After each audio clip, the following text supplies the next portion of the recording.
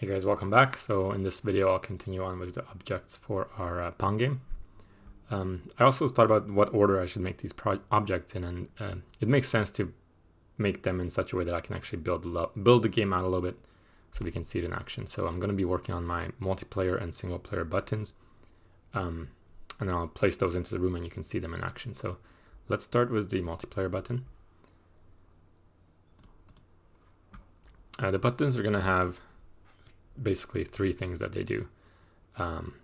One is when you press enter on them. So to do that, you go add event, key pressed, enter. So when the enter key is pressed,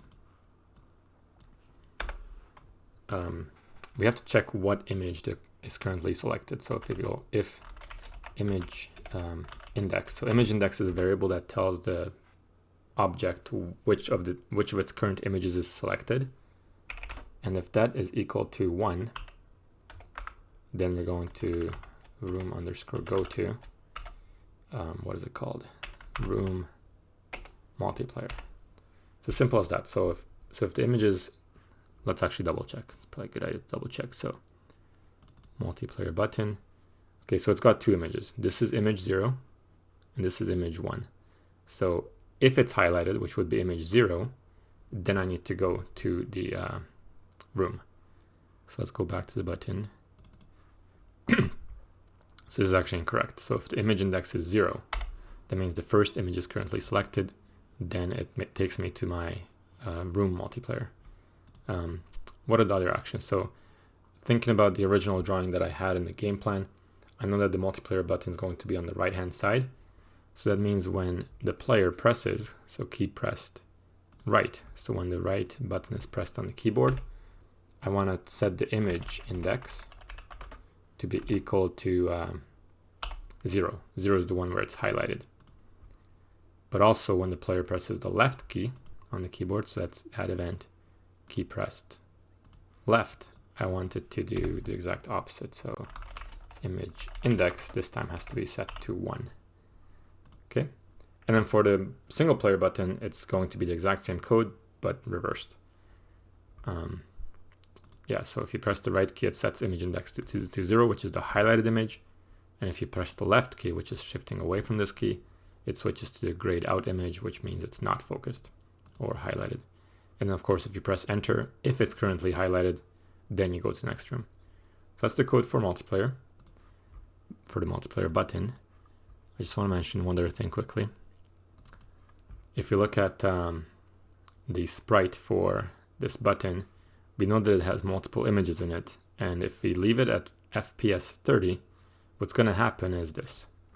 It's going to be blinking on our screen really quickly, which is not what we want. We don't want it to do any of that, so we need to change the FPS, which is frames per second of this animation, to be 0. And this way it won't be animated at all.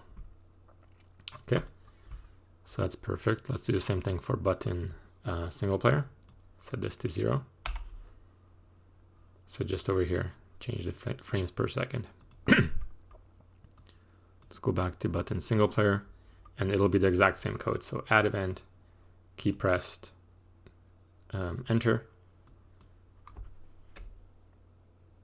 This should be identical to the one from before. So if image index equals 0, then we go room underscore go to our single player. Notice also that sometimes I start typing the first couple of letters of a variable or resource, and then I stop typing, and that's because I'm waiting for autocomplete to fill in the rest of it for me. And once it's highlighted, then I press enter.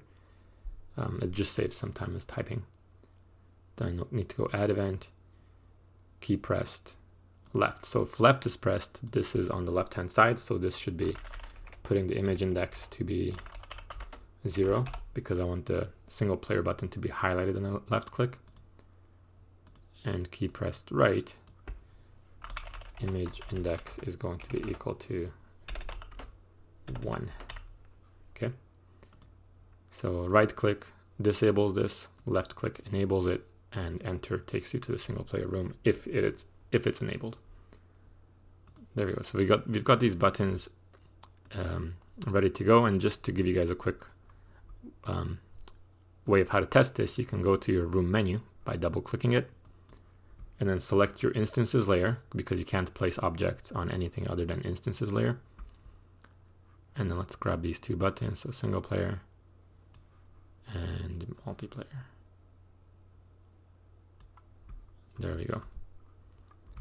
I think there's going to be one small issue, which is when we start the game. Let's actually start the game and see if this happens.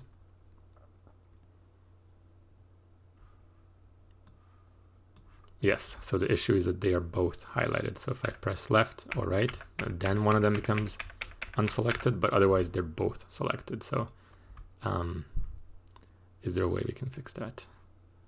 There is. I'm going to go into button multiplayer. And on this button, I'm going to add one more event, which is the create event. And in the create event, I'm going to set its image index to be 1. So by default, the multiplayer button is going to be out of focus. Let's just test it again quickly. And there you go. You can see that the one player button is highlighted, but the 2 player button is not highlighted. And if I click it, it takes me to my room. So far, everything is good. So that's the 2 buttons. So we've got the ball coded, the 2 buttons coded, the game controllers coded. Let's do the, what should we do next? Let's do the 3 paddles. They're fairly straightforward.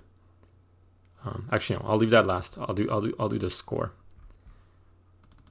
Score one is extremely easy. So let's just reset the layout quickly. There we go. So score is going to be also very similar for both object score player 1 and player 2. The only events that we really care about is the drawing of the GUI. So we can go draw. Actually, draw or draw GUI, doesn't matter which one you use in this scenario. And we are going to, we have to do a few things. So, oops.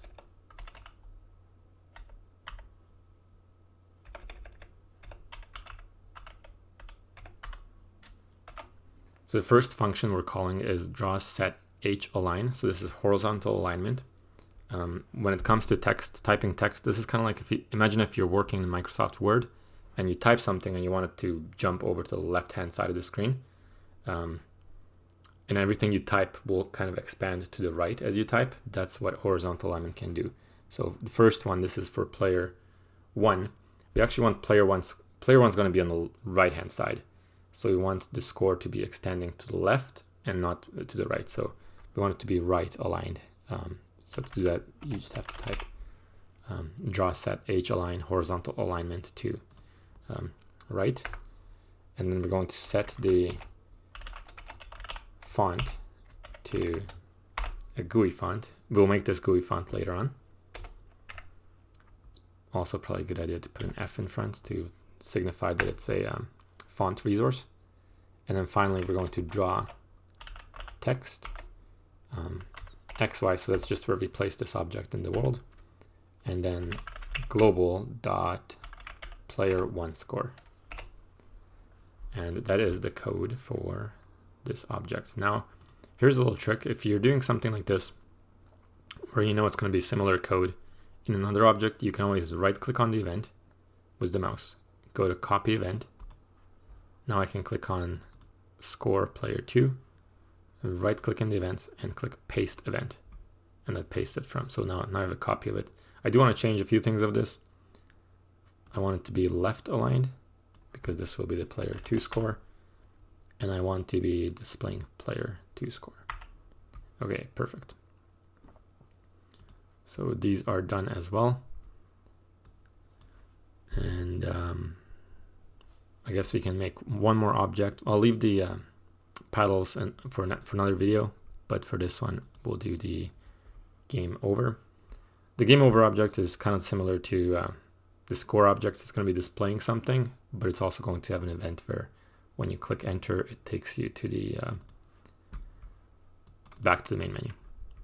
So let's go add event, draw. So during the draw event, Also, let me explain the draw event. The draw event tells the computer what to put onto the screen. It's the event that happens after the step event, after everything else is done. The final part of the game is to draw things onto the screen for you so you can see what's happening in the game.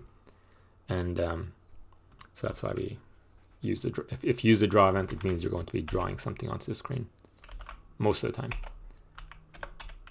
So same thing here, but this time I want this message to be center aligned, not left, not right, but in the center. So I set that, and then I need to kind of figure out who won. Was it player 1 or player 2? So one way I can figure that out is I can use this global player score. So I can go if global.player1 score is greater than 4. So if player 1 has reached a score higher than 4, that means they won. So the message that I should draw should be draw text XY and then player 1 wins, and then press enter to quit. Just like that. But what's the other scenario? So other scenario is player 2 won. So I can go else.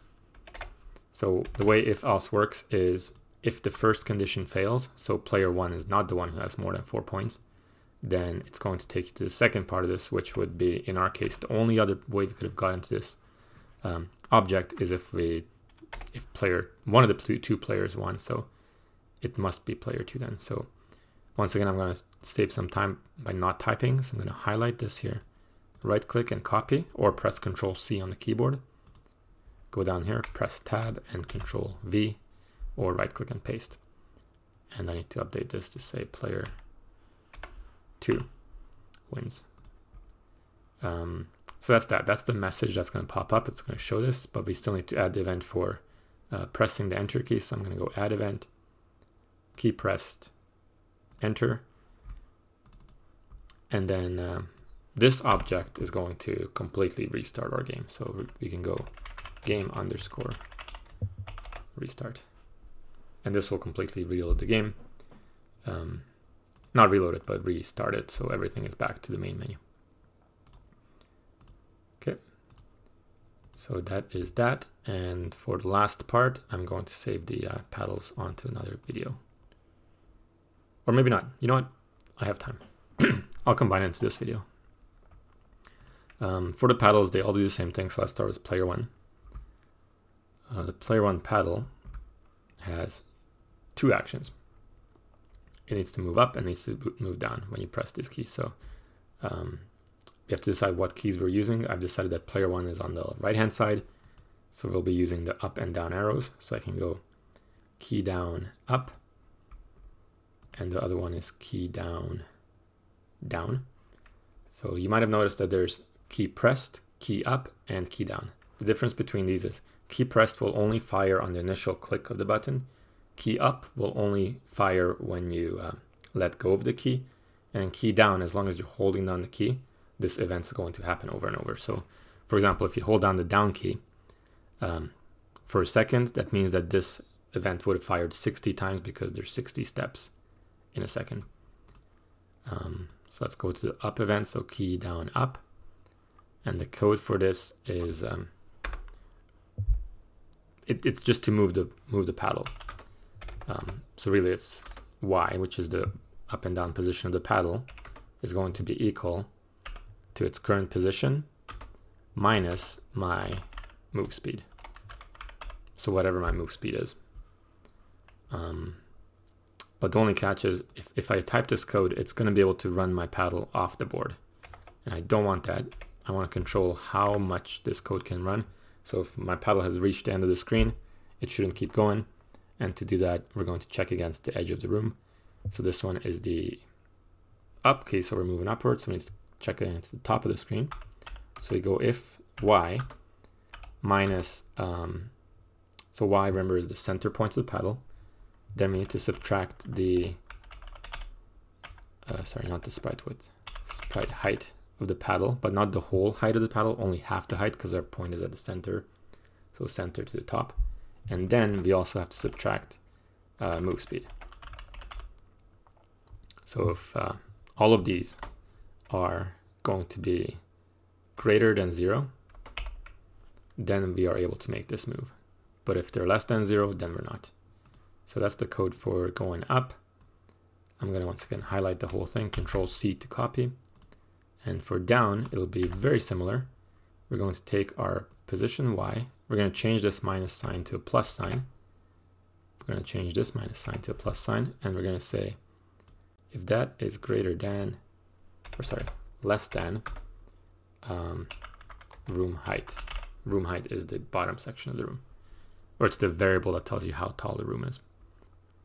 And then of course we have to change this minus sign as well to a plus sign. And that's it. So this is all you have to do for the paddle player 1. Now what about player 2? Well, player 2 does literally the exact same thing. So what I can do is go into player 2. Let's click on this, right click,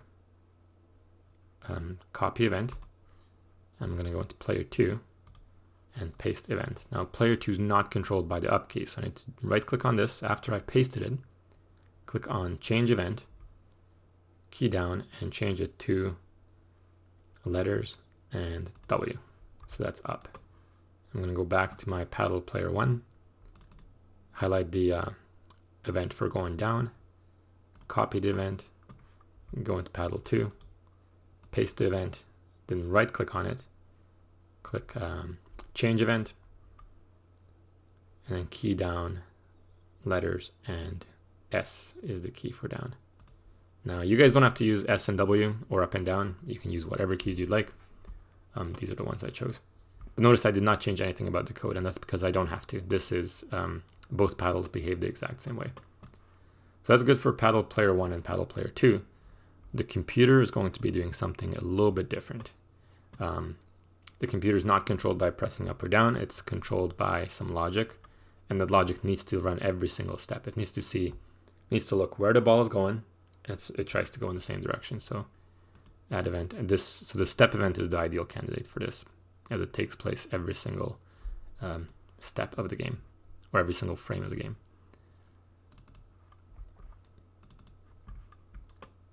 And the code that it has to do. So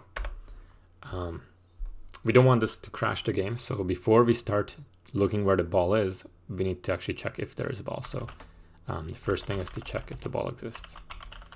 Because there are times when the ball does not exist, right? When the ball goes off the screen, somebody scores a point, there's 90 steps or 1.5 seconds of time before the next ball spawns, which means there's a time when there's no ball in the game.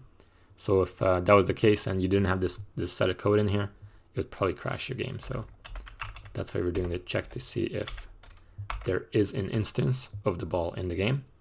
And if there is, then we're going to check to see where the ball is. So we go if the ball is, if the ball's vertical position, which is .y, is greater than the vertical position of the paddle, and also the paddles, let me just type this out.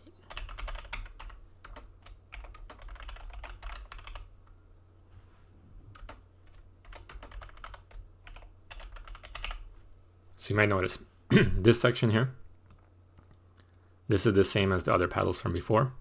This is checking to see if you are at the top, or sorry, at the bottom of the room. So is the vertical position plus the sprite height of the paddle divided by 2 plus the move speed. If it's less than your room height, then you can still move downwards.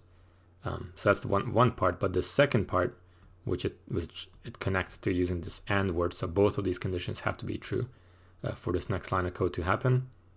The next part is checking to see if the ball's vertical position is bigger than Y, which means it's lower on the screen. Then we have to move down. So we go Y. I'm going to use shorthand. No, I'm not. I don't want to confuse you guys. So let's just do this.